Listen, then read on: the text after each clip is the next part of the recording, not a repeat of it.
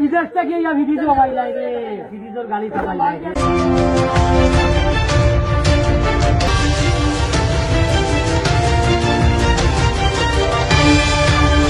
ঘটনাটা হইলো তারা তিনজন নমাজ পড়ে রেলর পূব সাইড হইলো থান বাসা, তারা তিনজন মাইজগাঁও বাসার থেকে মসজিদ হইলো রেলর পশ্চিম সাইডে।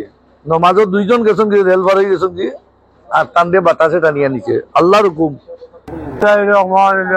আমার ভাই সেলিম আহমদ প্রবাসী নমাজত যাওয়ার পথে তারা তিনজনের সাথে টান করে পড়িয়া গাড়িও মারি দিছে।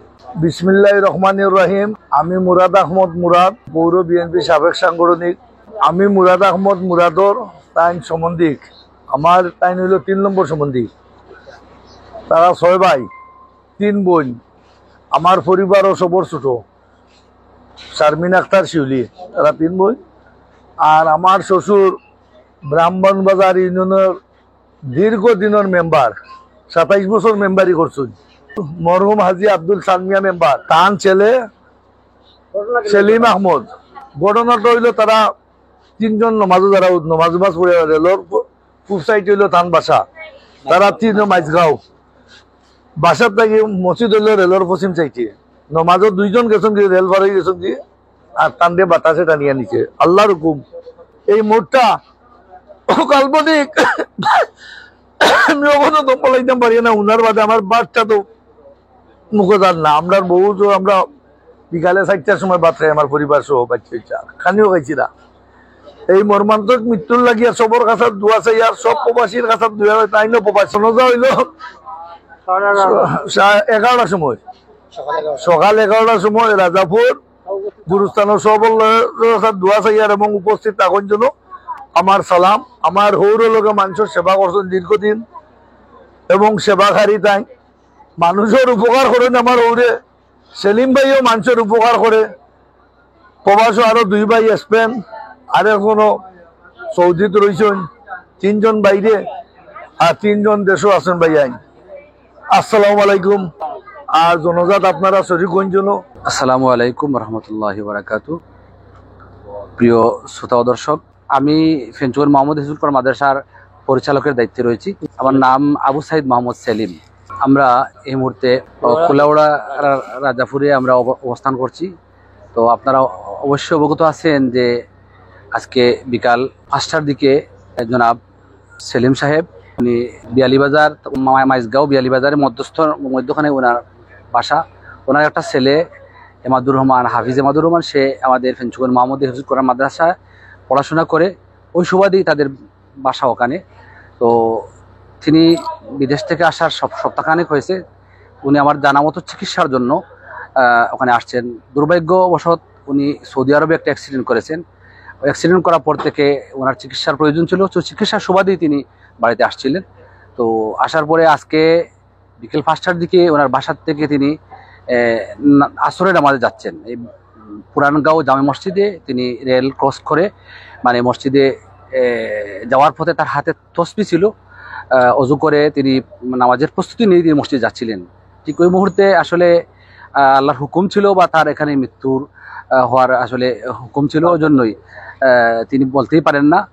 অনেক আমাদের আমরা শুনেছি যে অনেক মানুষ তাকে বলছে, আবার গালিও হরণ দিছে।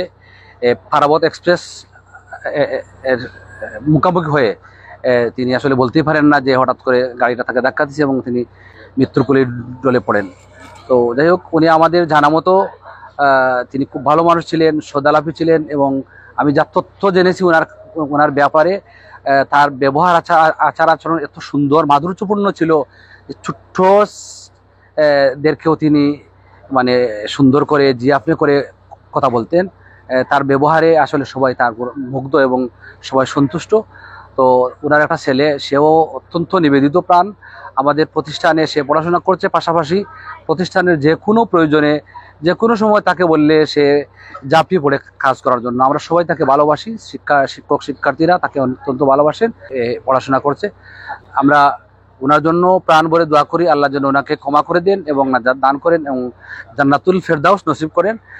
উপস্থিত যারা এসেছেন সবাই ওনার জন্য প্রশংসা করছেন। আমরা পরিবার পরিজন সকলে সন্তপ্ত পরিবারের প্রতি আমরা সমবেদনা জ্ঞাপন করছি, পাশাপাশি ওনার রুহ মাগফিরাত কামনা করছি, আল্লাহ ওনাকে ক্ষমা করে দিন। আমরা আমাদের মাদ্রাসার পক্ষ থেকে, আমাদের ফেঞ্চুগঞ্জ মোহাম্মদ হিজুল কোরআন মাদ্রাসার পক্ষ থেকে আমরা ওনার জন্য শোক প্রকাশ করছি। আমরা ওনার জন্য দোয়া করব। কাল 11 ঘটিকার সময় ওনার জানাজা অনুষ্ঠিত হবে। আমি সকলকে জানাজায় অংশগ্রহণ করার জন্য আমি অনুরোধ করছি।